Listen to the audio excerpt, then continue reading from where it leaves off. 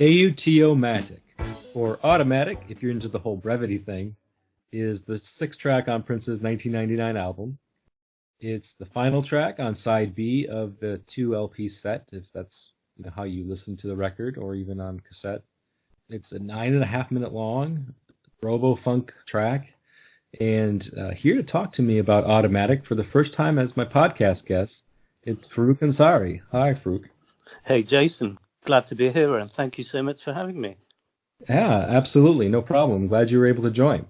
And since this is your first episode of the Press Rewind podcast, I'd appreciate it if you could maybe briefly introduce yourself, where you're from, and maybe offer a little information about your connection to Prince and maybe when you started listening to him, how you got into the man and his music. Sure. Okay. So, yeah, I'm as you've said already, Jason, I'm Farooq, and I'm speaking from Manchester in the United Kingdom. So a few hours ahead of you. Manchester, as I'm sure you know, has got a fine musical heritage. And as far as Prince is concerned, although Manchester's had lots of famous bands throughout the ages, my primary passion has always been Prince and his music. I first started listening to Prince in the early 80s, actually. And in fact, Automatic is very fitting for this, for my own personal Prince experience, because actually my first Prince album was 1999. Very cool. Which I bought by accident. Okay. So I was a kid, right? And I'd saved up a lot of pocket money to go and buy 1999, the cassette single. And I accidentally picked up the album in cassette format. And in typically British way, by the time I got to the counter, I was too embarrassed to actually admit that I'd made a mistake. So I ended up spending all my pocket money on the album. And then obviously I just felt very compelled to listen to it because I'd spent, or as I felt at the time, I'd wasted all my money on it. So I was determined to go through and listen to every track properly. And as it unfolded, because obviously, like most people, I knew 1999 and Little Red Corvette, and that was about it, right? But then I heard all these other tracks like Delirious, Something in the Water, Lady Cab Driver, and to this day, one of the most striking tracks was Automatic, because as you described it, there's this kind of dark, hypnotic robo-funk, and the whole album just, I've loved it ever since. I would class it in my top 3 Prince albums. And since then, that really was a catalyst to my increasing obsession with Prince. Since then, I've got pretty much every album. In fact, I have got every album, studio and otherwise, that he's probably put out there. I've seen Prince live. I had the privilege of seeing him live over 16 times in Europe and primarily the UK. The last time, sadly, I saw him was when he played a few shows in Manchester. So he played 3 shows in 2014. 2 of which were in this very small club, like less than 1,000 people, called the Academy. He played 2 nights there. I was lucky enough to get tickets for both nights, and that was absolutely astronomical. He did this amazing kind of guitar-led version of Something in the Water that I believe was released as a single, so most people have heard that. But both nights were just electrifying. And then he came back a couple of months later and did a bigger arena show, which was, genius as well, in a very different way. But in that, in the space of those months, you got to see both the sides of live Prince, from that guy who's playing this tiny little club with the devoted fans, rocking into the early hours, to the big show, the big stage, the big lights, both fantastic, with Third Eye Girl as a band. And I was really looking forward to Piano and Microphone, but sadly it was not to be. So hopefully that gives you some idea of, in a nutshell, my Prince experience. Yeah, I would say it does. Certainly what I would call maybe a serendipitous purchase of 1999 record instead of just the single, because if you would have just taken home the single, I mean, it had a great B-side with How Come You Don't Call Me Anymore, but right. I don't know. Would you have ever purchased the entire album at some point? Who's to know for sure? But all we know for a fact is that you did, and you loved it. So that sets you on this path to really enjoying Prince. And you said 16 times you've seen him live? Correct. Wow, that is impressive, and I'm a little jealous, but I'll be able to set that aside to get through this podcast recording. Thank you. No, very cool, very cool, and yeah, the difference between the different sizes of the venues and the type of concerts that you've seen has got to be just an amazing experience to be able to do that and to see him at the varying stages of his professional career, and as a live performer, seeing the different sides of how he performs live. Oh, absolutely. I mean, the first tour I saw with him was Love Sexy. Mm-hmm. So that was as big as it got in terms of his ambitions, in terms of the kind of maximalist music and the production values, not only in terms of the album, which I absolutely love, by the way, but also, I'm sure you remember the outrageous kind of stage set that he had for that tour. Oh yeah. So as a first experience of Prince live, that was quite something.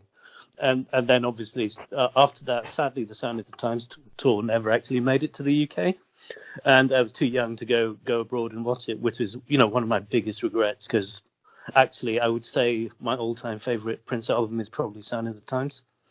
And looking at the concert movie, that looks like it was one heck of a show. Although I understand that he never toured in the US with that tour either, did he? He did not. So a lot of people missed that tour. Lucky few that got to see it, in person, as opposed to just, the concert film. But yeah, very cool. Okay, well, thanks for the background. And sure. Before we get started into talking about the lyrics, a couple of things I wanted to mention about Automatic. It was never released as a single in the United States or in the UK.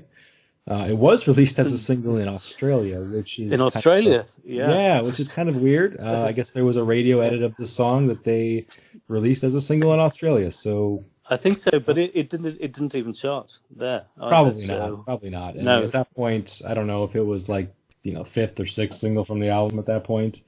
Not sure, but it didn't chart. But they did make a music video.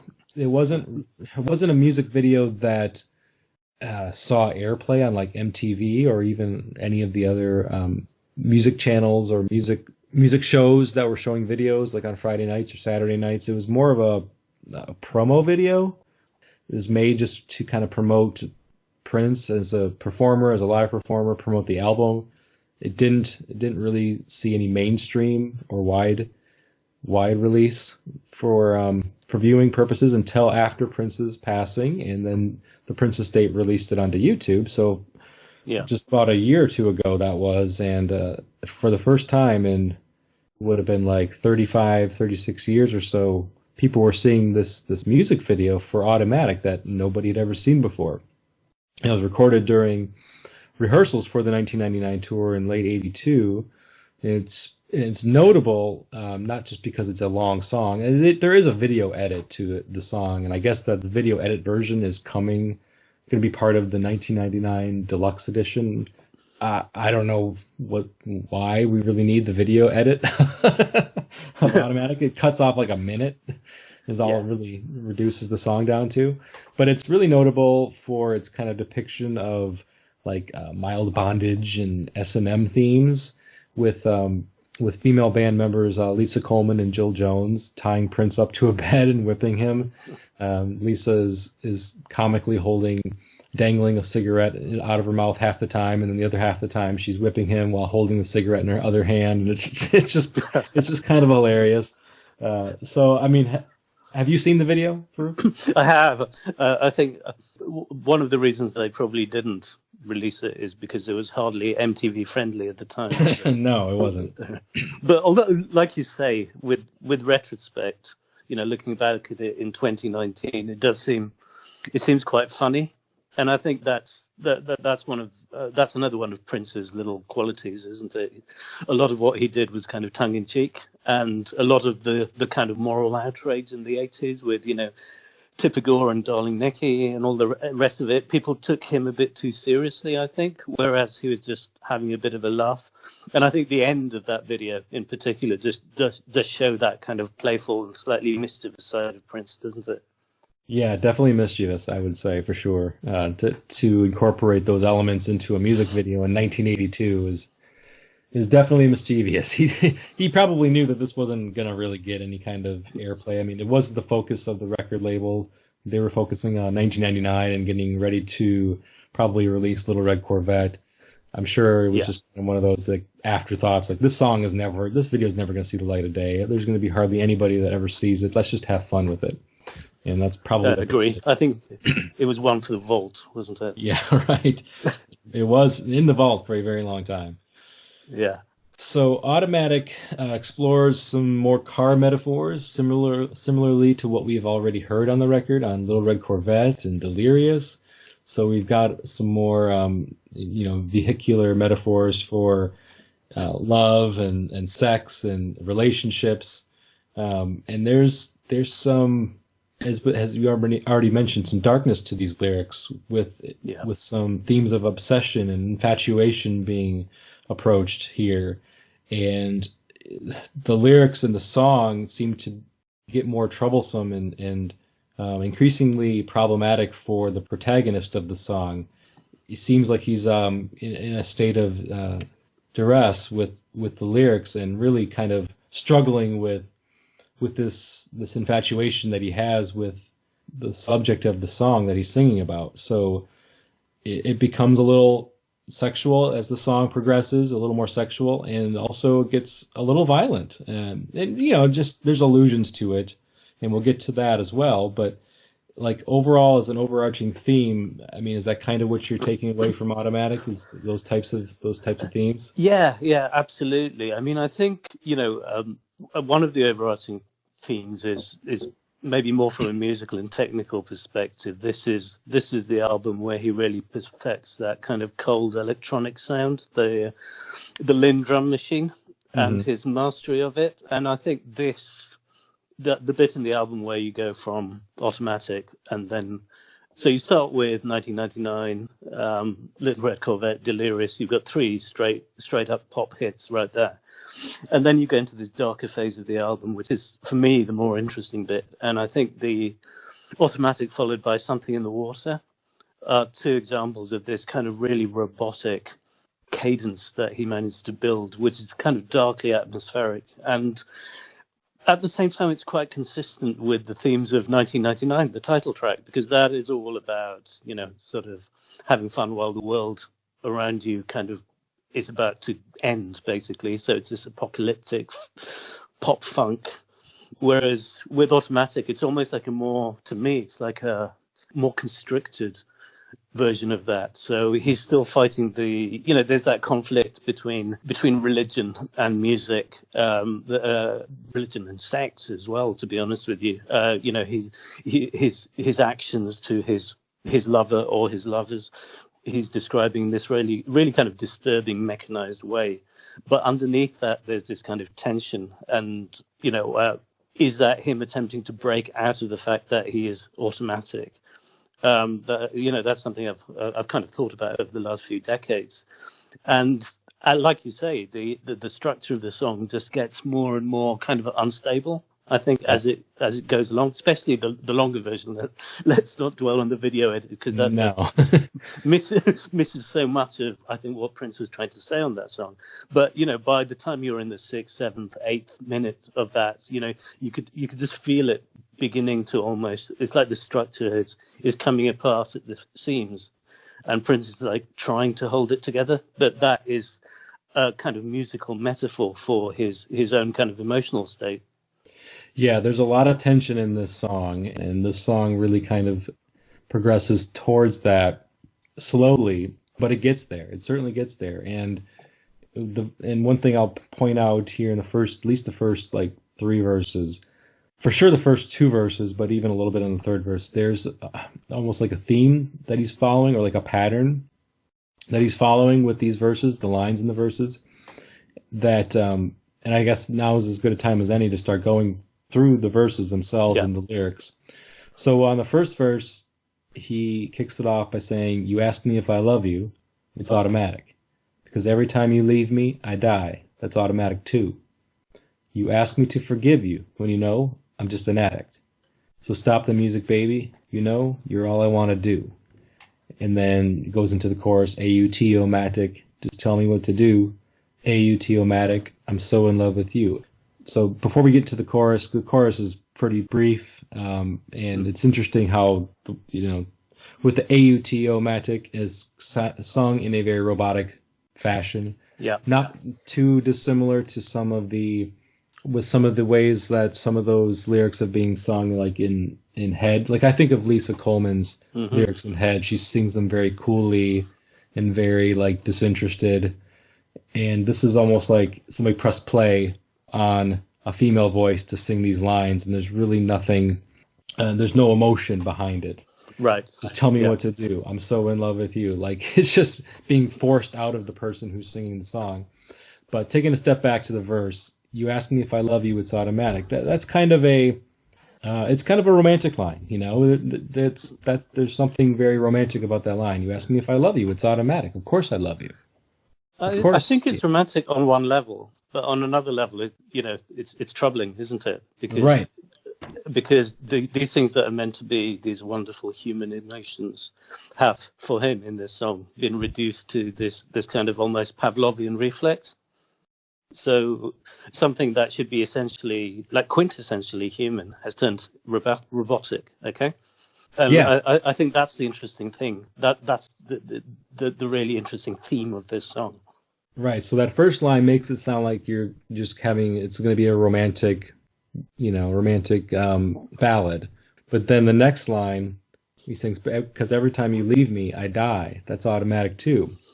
And so like, okay, so now you're taken aback a little bit by, you know, the overly dramatic in a tragic way use of the word die, when he describes somebody leaving him, this woman leaving him.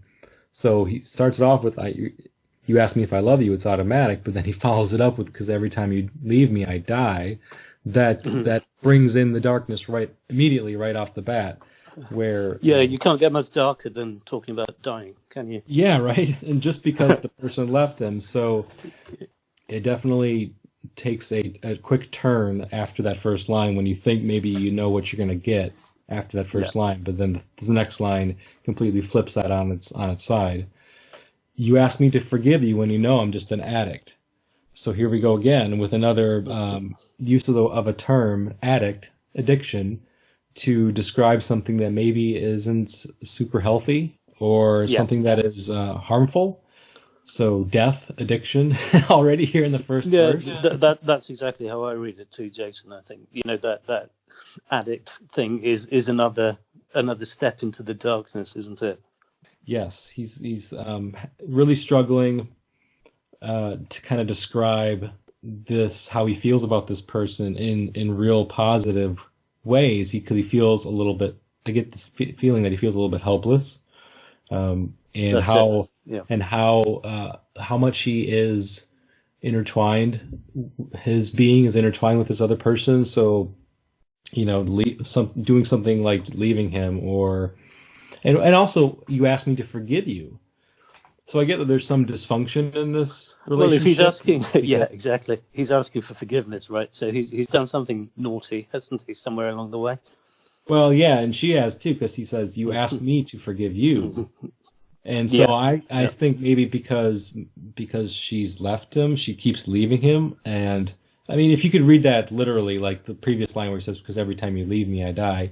So maybe she's constantly leaving him and asking him to forgive her so that she can come back to him. Yeah, which is not an uncommon theme with Prince, is it? Because although it's a totally different song, it kind of reminds me of whatever kind of weird relationship he's having in When You Were Mine, for example. Yes. Yes, it is. Yes, it is. She knows that how he feels about her, or she knows that he's can't say no. So she probably feels like she can walk all over him. So she's going to leave him when it fits her purpose, or when she's getting bored or whatever. And then when it's time for her to come back to him, she knows that he's just going to forgive her because he's an addict. He won't say no. He's never stood up for himself up to this point. So I feel like it is a little bit of an abusive relationship, and she seems to be the abuser in this. More so than he does, yeah. And he Yeah, again, it's that sense of kind of increasing tension and helplessness and darkness. And again, there's another level of tension here, which is this kind of breakdown that's happening progressively in the lyrics. Which initially, certainly at this stage of the song, with the first verse, you've got this very robotic, very structured drum machine synth-led song, which is very very robotic. I keep coming back to this point, but for me, that's what really makes automatic or AUT-omatic so fascinating, is that the way that it evolves, as no doubt we'll find out as we continue to go through the lyrics, right? yes, exactly. Yeah, and I think another thing that I wanted to point out is that we are only hearing one side, so we're taking the side of the person who's singing the song, which happens to be Prince in the song. So the character he's playing, we only know what he tells us, so we don't really know her side of this. But all we're hearing is that it seems to be he's really struggling with this relationship and being able to let go, or to say no when things are not maybe in the healthiest part of their relationship, with the coming and going and constantly asking for forgiveness. But he's addicted, so he continues to forgive her. All right, so then we go into the chorus, as I mentioned. Automatic, just tell me what to do. AUT-O-Matic, I'm so in love with you. So AUT-O-Matic, I'm so in love with you, it by itself seems like a very innocuous line. Just tell me what to do. Like, you need to tell me what to do, because I'm helpless to make decisions on my own, to really kind of formulate my own thoughts about how I feel about this relationship, even.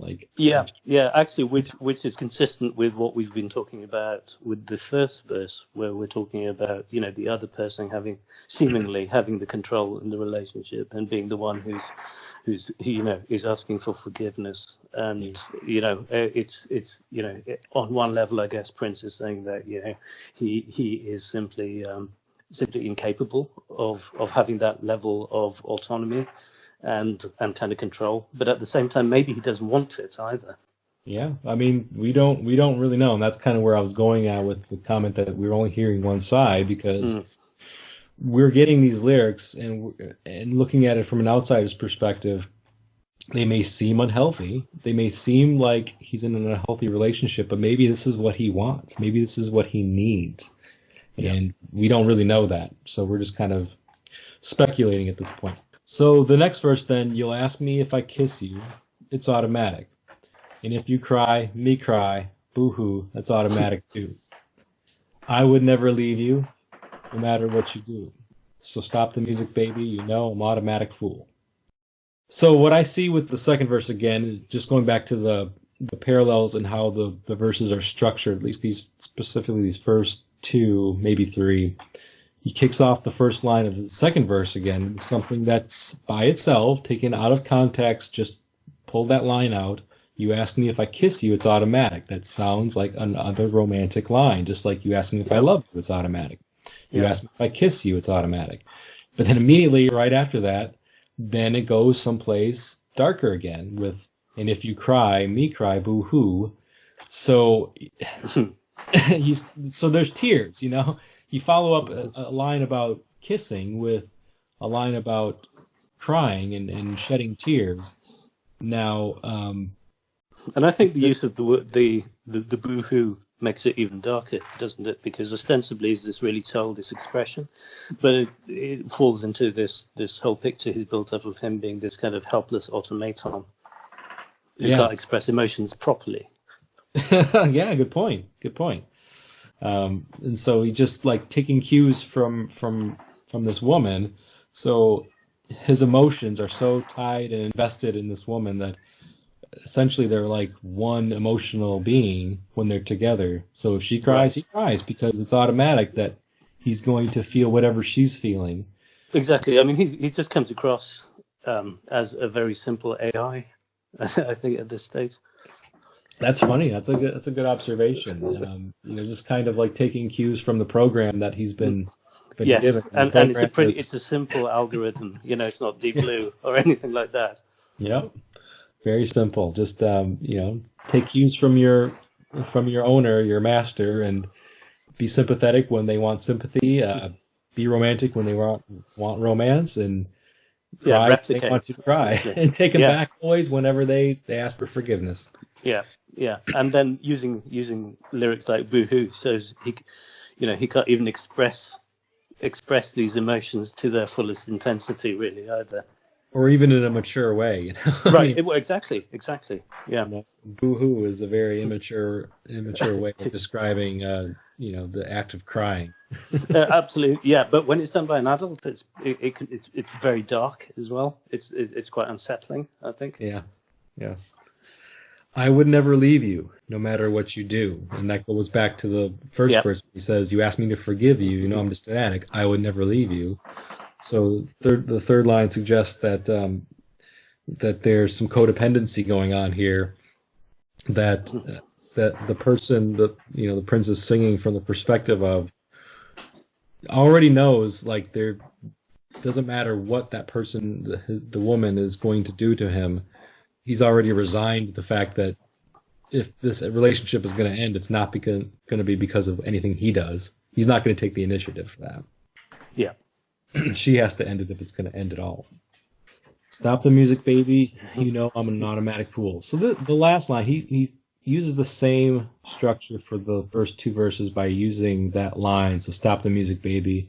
You're all I want to do. And so stop the music, baby. I'm an automatic fool.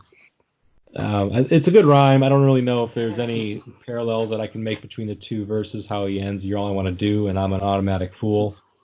No, I mean, I think in terms of that verse, that final line is probably the least analyzable in terms of it kind of just does what it says on the tin, right? Yeah. And it kind of fits into the overall structure and it drives the song along. But in terms of the lyrical depth of it, I'm not sure it warrants as much analysis as the previous two lines.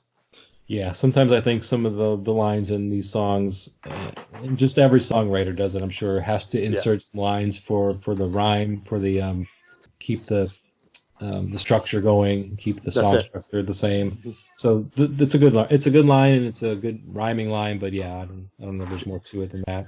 Yeah, I'm not sure if we get any further insights into his psyche. Nope. So then it goes into the chorus again. AUT-O-Matic, just tell me what to do. AUT-O-Matic, I'm so in love with you. So it's the same chorus as we've heard before. And then now we're into the third verse, because at this point there's a little bit of a musical break between the second and third verses. So between the first and second verses, it kind of goes right back, back to back to each other. But with the third verse, there's a bit of a musical break there. It's not super long. And this is where the song starts to, slightly, maybe not significantly, but slightly starts to evolve a little bit. So he changes the structure a little bit. I'll rub your back forever is the next line of the next verse, which is, once again, another kind of romantic line. It's a classic Prince line as well. It's one of those, now he's starting to get a little more sexual, a little more physical. Yeah. Talking a little bit more about, that part of the relationship. I'll look for a needle in a haystack. That's automatic too. I don't know. I'm just guessing, but I'm assuming that line has something to do with oral sex, especially since it goes to the next line. I'll go down on you all night long. It's automatic. Yes. Yeah. So that's how I take it. I don't know. That's exactly. I'm glad you said that. I thought it was just me who interpreted it that way, but it does actually make sense, doesn't it, when you read it along those lines? Yeah. I mean, it's just Prince saying something dirty without saying something dirty, So I'll look for a needle in a haystack. It's automatic too. I'll go down on you all night long. It's automatic. And there's like this little aside where a woman says, "You will?" He goes, "Yes, I can." So now he's really kind of like explaining in this verse that he is there for her pleasure. There's no mention of his pleasure or anything mutual. It's all about rubbing her back and going down on her all night long, and just whatever it is to make her feel good. That's what he's doing. That's what his goal is. Yeah, and that is the entirety of his world as well, isn't it? You know, it's just he's this kind of weird automaton, and that's all he exists to do. And even when I'm right, I'll be wrong, which is another suggestion of his powerlessness that he has, because even he even has to admit that he's wrong, even when he's not. yeah, and there's nothing he can do about it. But also, he doesn't really care either. No, I don't get the impression. It's like completely submitted to it, hasn't he? Yeah, there up to this point, there appears to be 100% invested in this, and doesn't have any qualms with. He at least hasn't expressed any qualms with this kind of dynamic that's going on in this relationship, if you want to call it that. So he's just like very matter of factly. This is how this goes. This is what we do. That's it. Yeah, and he either doesn't care, or he is just so completely powerless that he can't even express any semblance of what opinion about it. Yeah. So those first three verses are really kind of the general structure is the same, and then he goes back into the chorus. AUT-O-Matic, just tell me what to do. AUT-O-Matic, I'm so in love with you. And then we get some more music, so another musical breakdown with the synths and the drum machine. And there's some repeating of the lines in the verse, or in the chorus, I mean, but they're done slightly different. So he just says, so in love with you, and then he sings, in the background singer, AUT-O-Matic, just tell me what to do. So in love with you, baby, tell me what to do, all right. And so that's just more of just like riffing off of the music, using some of the lines from the chorus. Again, it's not really, there's no additional or different lines at this point. And then we have some more chorus, some more music, until we get to the part of the song that actually goes on quite a long time. It's like, it does. This is a good minute and a half to minute to 45 of the song that's just him kind of really speaking. He's not singing these lines. He's speaking them in kind of in a very low voice, so they're not super easy to understand, because the music of the Linn drum machine and the synthesizer lines are so up front in the mix, and his vocals are a little behind it, so these lines aren't easy to read or to hear. So when I was listening to this song in preparation for this recording, some of these lines, I have to admit, I'm not sure if I ever really understood what he was saying. Okay, so the next grouping of lines, I'll read through them, and maybe I'll stop, because there's so many of them. I'll maybe stop after about half a dozen or so, and we can kind of look at those. He says, don't say no man has ever tasted your ice cream. Baby, you're the purple star in the night supreme. You'll always be a virgin, for no man deserves your love. I only pray that when you dream, I'm the one you dream of. I pray that when you dream of how we kissed. Not with our lips, but with our souls. So these first 6 lines in this section of the song are saying some pretty interesting things. I don't know. I mean, what do you feel? How do you feel about this? I mean, I think it's this tension we've been talking about building up through the first 3 verses. I think this spoken bit actually marks more of a clear transition from that kind of robotic automaton in the early part of the song to some kind of semblance of humanity trying to break out of it, because a lot of what he's saying is, in terms of souls and all the rest of it, it's almost kind of love sexy like, isn't it, in terms of that kind of high priest spirituality view of love and sex and relationships. So it's almost like this ice cold world that he's constructed in the first few verses is kind of slightly beginning to melt, or someone started a fire somewhere, maybe. Yeah, there's some emotion in these lines. There's some, like you said, humanity in these lines, and there's some they're kind of poetic too. Don't say no man has ever tasted your ice cream.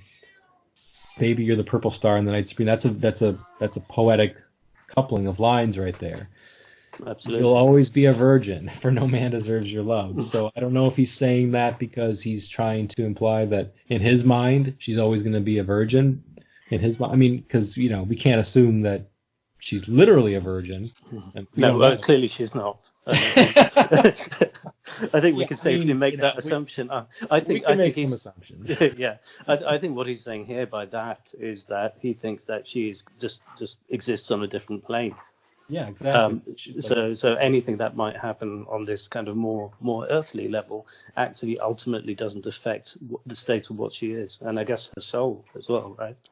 Yeah, because he's not talking about you'll always be a virgin because you've never had sex. You'll always be a virgin, for no man deserves your love. So it's more, it's deeper than just the physical aspect of virginity. I only pray that when you dream, I'm the one you dream of. So in this line, he's really kind of finally expressing some sort of wish that this person reciprocates the kind of love that he feels for her, or infatuation, or obsession, or whatever you want to call it. That there's some sort of reciprocation here. He seems to be just developing some level of consciousness now, doesn't he? Yeah, and although he says, I only pray when you dream, I'm the one you dream of. So he's really just hoping. He doesn't necessarily think that is the case. Sure, but I think the very fact that he is even hoping, compared to the lyrics of the first three verses, where actually he doesn't even seem to be capable of that in terms of emotional maturity. It's a bit of a step change for him, isn't it? Yeah.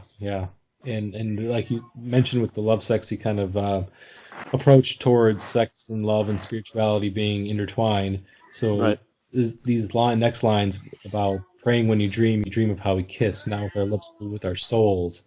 So that is absolutely kind of the themes that he takes away from, this and utilizes it and fleshes it out a lot more clearly later on in his career. Absolutely, yeah. When he talks about it in Love Sex, he's talking about the feeling you get not when you fall in love with a boy or a girl, but with the heavens above, or with the God above, or there's that kind of emphasis on all these concepts that are seen as kind of fairly base and earthy and kind of physical, actually take on this more ethereal and spiritual plane. And I think this is, like you say, Jason, this is an indication of what's to come a few years down the line. Yeah. So then after those lines, he says, "Stop me if I bore you," which is kind of a funny line. Stop me if I bore you. So like he's worried that he's just rambling on and on to this woman, and she's just getting bored with all this new agey talk. Yeah, well, she's sitting there filing her nails or something. Exactly. Stop me if I bore you. And then he starts asking these questions. Why is it that I think we'd be so good in bed? Can you hear me? Why do I love you so much? It's so strange. I'm more comfortable around you when I'm naked. Can you hear me? I wonder if you have any mercy. Don't torture me. Okay, so now he's asking questions, and he's done this a number of times up in this early part of his career, where he kind of almost takes the traditional female role in the relationship. Historically, and maybe it's just due to some antiquated notions of what femininity and masculinity are in relationships, but you always think of the man as being like the stoic, quiet. They're not really interested in feelings and getting in touch with feelings and those types of things. And then the woman, like, oh, I really want to know more about you. And can you talk about yourself? I have all these questions, and I'm hoping you can answer. When the guy is just, thinking, I just want to get you in bed or whatever. Yeah. But here it's flipped, and this isn't the first time this is done, where Prince has done this, where he's kind of flipped the traditional stereotypes of men and women in relationships in song. And so he's the one asking all these questions, and maybe being a bit neurotic about, worrying about his stance and his place in this relationship. Right. Yeah. And so when he says, why is it that I think we'd be so good in bed, that implies that they haven't had sex. That line's confusing to me. Yeah. Or if they have, it's he doesn't know, right? yeah, or either that, or he thinks it might be, but he needs approval. Maybe, yeah. So he's just that's maybe him just saying that as his way of in the song Yeah, he needs some kind of ratification, doesn't nudging her to kind of talk about his performance. he? Yeah, say something Why nice did about him. it be so good in bed? Oh, nudge, nudge. Why don't you give me a kind of a compliment about how Yeah, I pleasure you? exactly, Can you exactly. hear me? Like, am I just talking into a void here? Can you hear me? Why do I love you so much? That's a rhetorical question. I would have to assume only he could answer that. And again, talking about taking themes forward, we just talked about love sexy, but this is exactly what turned into "If I Was Your Girlfriend" on Sign of the Times, right?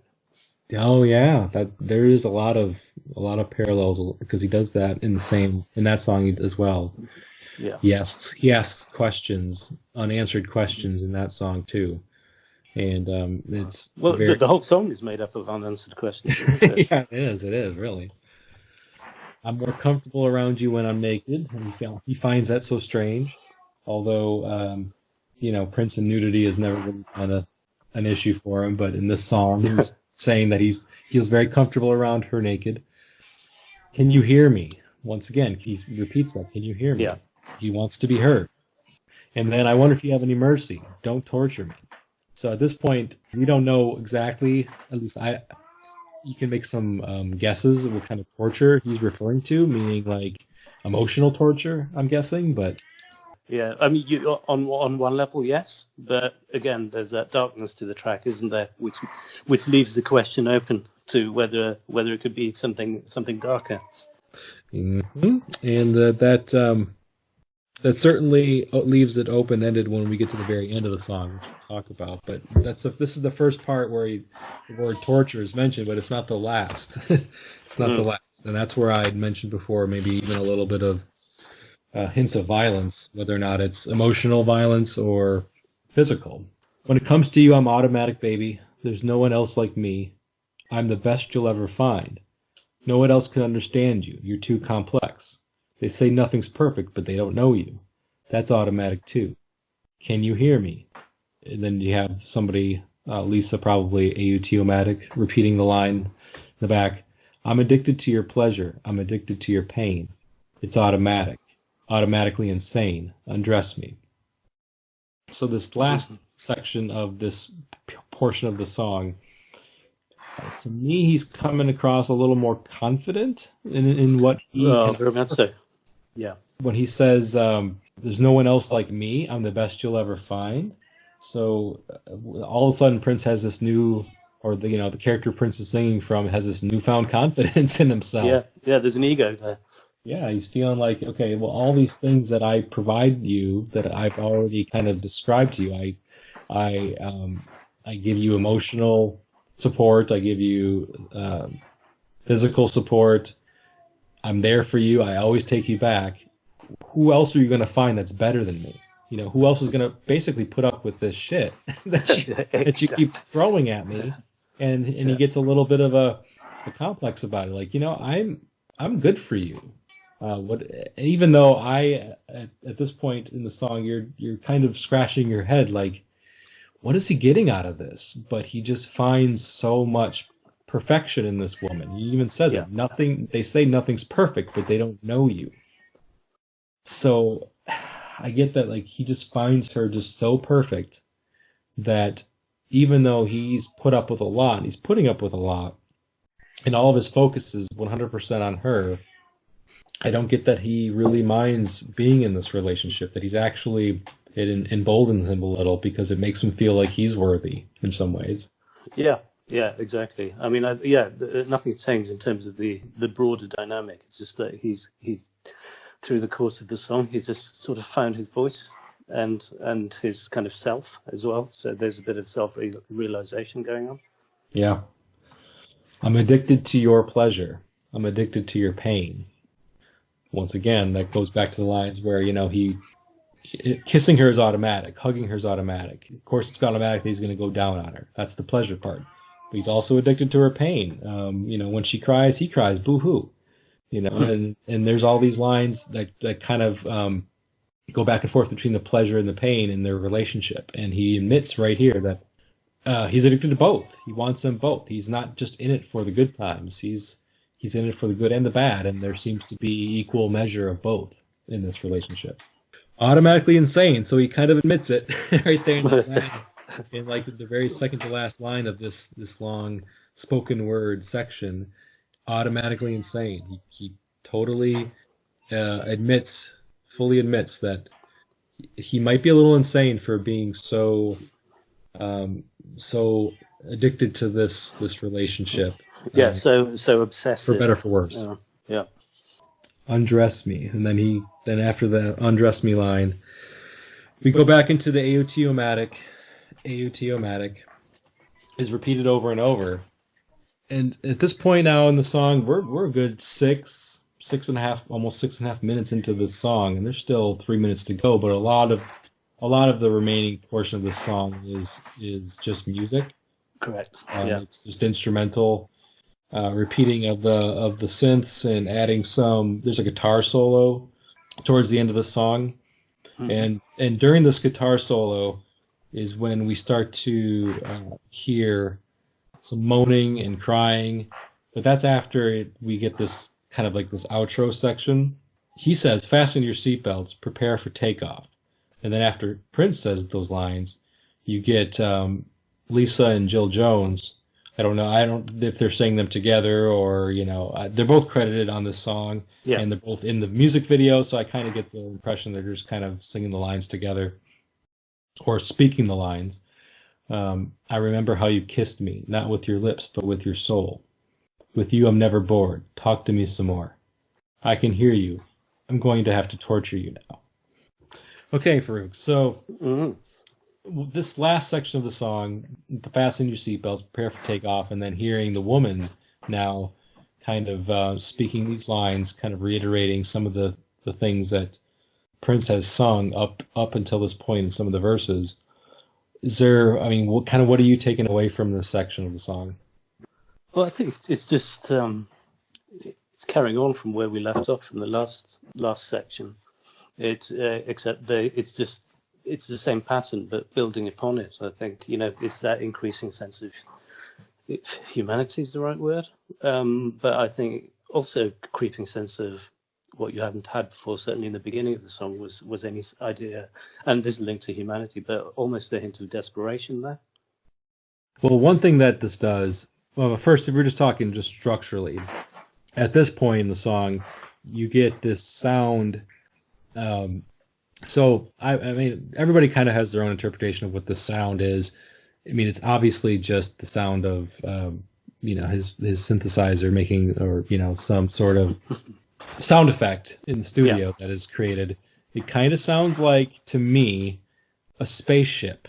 When you hear, like in the old movies, when spaceships would come down and land on Earth, and then they'd open up their big door to present the aliens to the humans on the planet Earth. You'd hear this sound, this like there's some sort of pressurized door that's being depressurized so that it can open up to our atmosphere. Yeah, that makes sense with the fasten your seatbelt statement, doesn't it?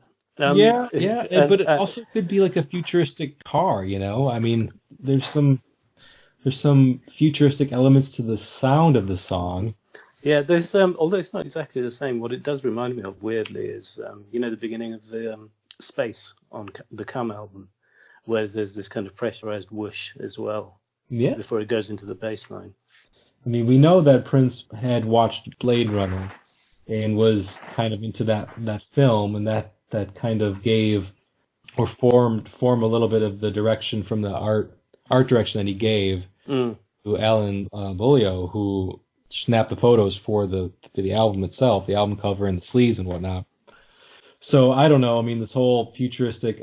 I have my impression that this song was probably already written and recorded before he saw Blade Runner, and Blade Runner only just helped him with a theme for the art. I think both of them, both the album and this track in particular, and the film, are very much of their time, aren't they? They are, and the fact that we already kind of expressed how this song has a lot of futuristic elements to it, a lot of robotic and cold technological elements to it, and then to have this kind of what I describe as a spaceship, but others can describe it in a different way. Yeah, because it's not explained. There's no explanation for it. It is what it is, and you hear what you hear. Yeah, there's something though. I think Spaceship works well because there's something quite mechanical about it.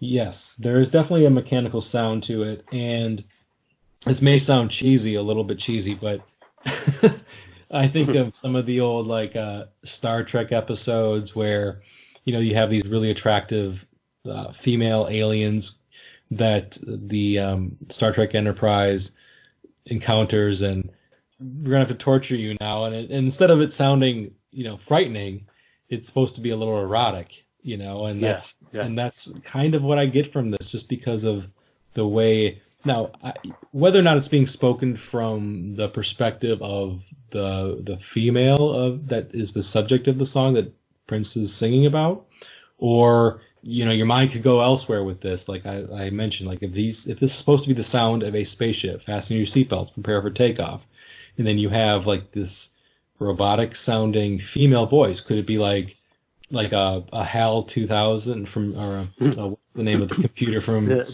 2001: A Space Odyssey? It's HAL. HAL. Yeah. Yeah. So is it kind of like a HAL situation where this woman is talking about torture, and or is it supposed to be the woman that Prince is in this relationship with, or is it something else? And that's kind of what kind of makes this ending interesting and unique and cool to me, is you can take it so many different ways. Yeah, there's lots of unanswered questions, aren't there, which just kind of deepens the mystery, and it almost seems unfinished. Yeah, it does. But what I like is the callback, though, with the kissing me, not with your lips, but with your soul, because in that spoken word section, he says, I pray that when you dream of how we kissed, not with our lips, but with our souls. Yeah. And later on here, the woman says, I remember how you kissed me, not with your lips, but with your soul. So his dream came true, I guess, because he dreamt that, or he'd hoped that when she dreamt that this is what it would be like, that they kissed with their souls, and that's what she's telling him has happened. So unless he's dreaming and he's just self-fulfilling what his wishes through his dream, which I wondered that actually. I wondered if it was a dream or if it actually happened, because if it's the latter, then that kind of movement is complete, isn't it? That kind of shift from the cold robotics of the first opening lines to the complete kind of spirituality and humanity of the end of it. But then if he's dreaming, your Blade Runner reference is quite apt, isn't it, Jonathan? Because obviously the original story was called Do Androids Dream of Electric Sheep? Yeah, that's right. That's right. Because this whole last section, I'm just kind of thinking about it now, is it can be taken in multiple ways, and that's what makes it so fascinating. It could be like literally just him and his girlfriend or female companion speaking to each other in person on Earth. It could be a dream. It could be whatever you want it to be. And the other thing I like next here, and this is what kind of makes it seem almost dreamlike in some ways, like wish fulfillment in some ways, because certain things that he was wishing and asking for in that long spoken word section is coming true here. Because then she says, with you I'm never bored. Talk to me some more. And if you remember, there's that whole section where he's just blabbing on and on, asking her these questions. Why do I think you'd be so good in bed? Can you hear me? Why do I love you so much? Am I boring you as well? Yeah, exactly. He even says, stop me if I bore you. So here she's saying, no, with you I'm never bored. Talk to me some more. Talk my ear off. Ask me 1,000 questions. And it makes you wonder, is this really her talking, or is this just in his dream? There's some kind of fantasy playing out in his head. Yeah, exactly. A fantasy situation where this woman that he's obsessed with and can't quit, even if he wanted to, is giving him what he's looking for in his fantasy or in this dream, kissing him with their soul, telling him that he's never boring. Doesn't matter how often he talks to her. Hey, talk to me some more. I'm not bored. And then she says, I can hear you, because he says, can you hear me? And he repeats that twice. Can you hear me? Can you hear me? He says that twice in that section. And now she says, yes, I can hear you. I'm going to have to torture you now. So that line just kills me because I wonder if you have any mercy, don't torture me. So up to this point, it's all been like things that he wishes would happen come true. But now at the end, when she says, I'm gonna have to torture you now. Part of me thinks that he's secretly thinking to himself, good, Yeah. good. I Yes. want to be tortured. I want to be tortured. That's where I come back to the whole S&M theme, where it makes it seem like it's negative or a bad thing, but I don't necessarily get that from this. No, no. I think it's back to the playfulness, and also, although the video edit is obviously shorter, that's how that ends as well, doesn't it? It does. It does. So he kind of lays it all out there. I mean, it took us 37 years, 36 years to see the video, to see Right. his vision on that he play acted for us. But that's how it ends. And this is where I believe we get the guitar solo. Yes. And we get the all the moaning and crying going on in the background, and they're women's voices. So once again, I assume it's Lisa and Jill. And after they say, I'm going to have to torture you now, the end of the song is just them moaning and crying over this guitar solo and then the synth line. And that's how the song ends. So the moaning and crying are a little bit disturbing, but then again, if you're really into torture as sex play or something that is done playfully, you could still, the moaning implies maybe some pleasure. The crying could just be part of play acting or part of the game that they're playing. Mm-hmm. Yeah. Or to me, I always thought it was, it could be both. There's an ambiguity there, like a physical and a spiritual ambiguity that they're straddling in this bit of the song. Like you can traverse one, you can go from one end of the spectrum to the other and then back again. So and that is the game. That it's not necessarily just a binary thing of pain or pleasure. It's both these concepts merging into one, and again, if you look at something like Love Sexy, where he's talking about the fundamental contradiction between worshipping God and this kind of craving for sexuality, the two tensions that have kind of defined Prince, haven't they, and have been articulated in different ways throughout his whole kind of body of work, certainly from Dirty Mind onwards to the very end, I think, to Hit and Run Phase 2. And he just articulated them in different ways with different, whether it's a Linn drum machine or a guitar or both, or whether it's gospel or soul or funk or R&B or even kind of approaching hip hop. But this is just one particular articulation of something that kind of, to me, sums up Prince completely, which is this kind of complete moral contradiction that's been turned into a spiritual philosophy. Yeah, very well said. Very well said. Thank you, Farooq. So, do you have any other thoughts on the song in general, or towards the end of the song? I mean, that was pretty good. That was the main thing for me. The only other thing I'd say is that that kind of the advent of the guitar solo towards the end of the song kind of almost coincides perfectly with this kind of arousal of humanity and empathy that we're seeing in the lyrics as well. So it's almost like the guitar is this flame that's kind of lighting up this cold electronic Linn-driven world.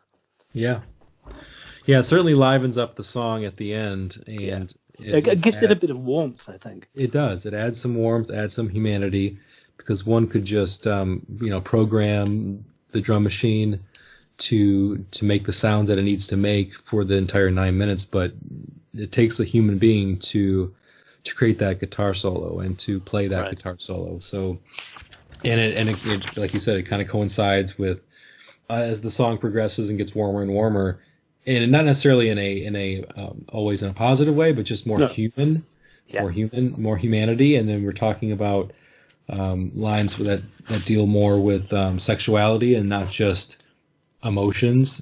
So there's some physical aspects to it. The song gets more sexual as it goes on. The ending is totally ambiguous, and that is perfectly fine, because that's what I like about Prince's music. There's plenty of ambiguity in it, and it isn't. Nothing's cut and dried.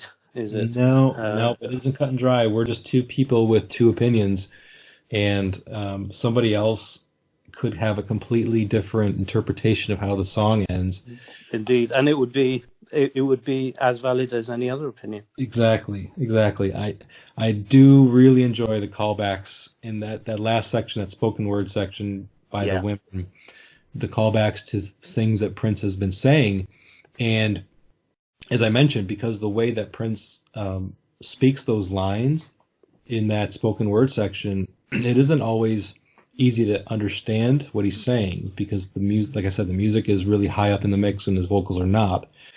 So reading them and following them and doing this podcast has given me an opportunity to kind of explore the parallels between what he's saying there and then what the women are saying at the very end, and kind of draw some conclusions in my brain about what is the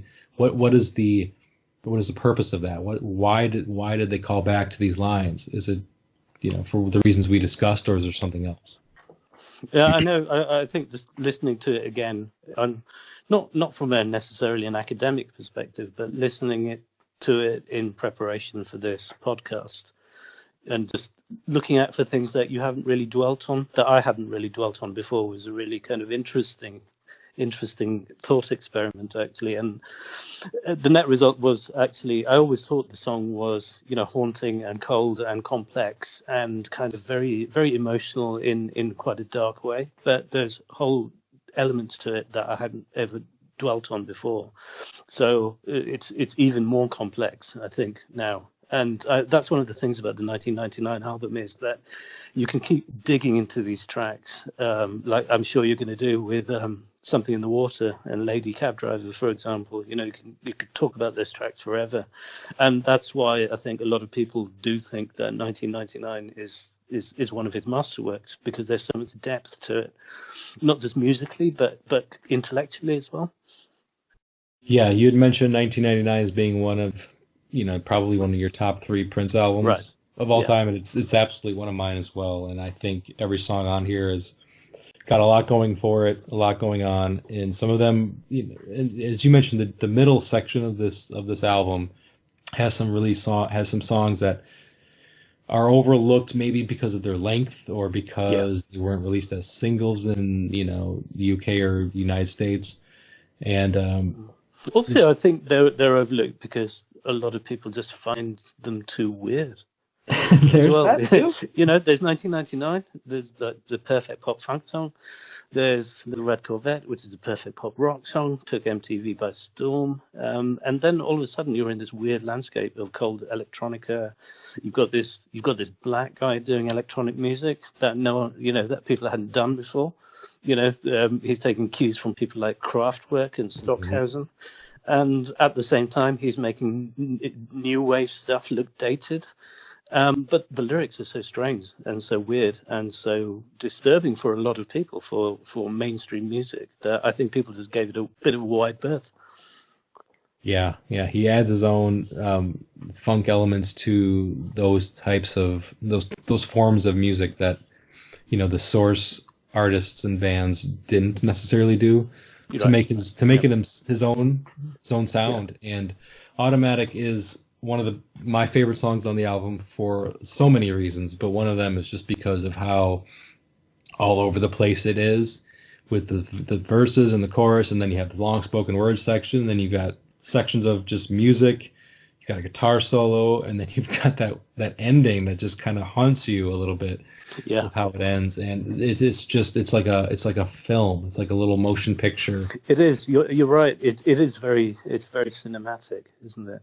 It is very cinematic. Exactly. This has been the Press Rewind Prince Lyrics podcast. I've been your host, Jason Brenninger. You can get a hold of me on social media at Press Rewind 75 on Twitter, Instagram. Find me Press Rewind. I even have a Facebook page if you're into Facebook. I want to thank Farooq Ansari for joining me all the way from Manchester, UK. Thanks, Farooq. Absolute pleasure, Jason. Really enjoyed it, and thank you so much for having me on the show. You're welcome. Okay, goodbye, everyone.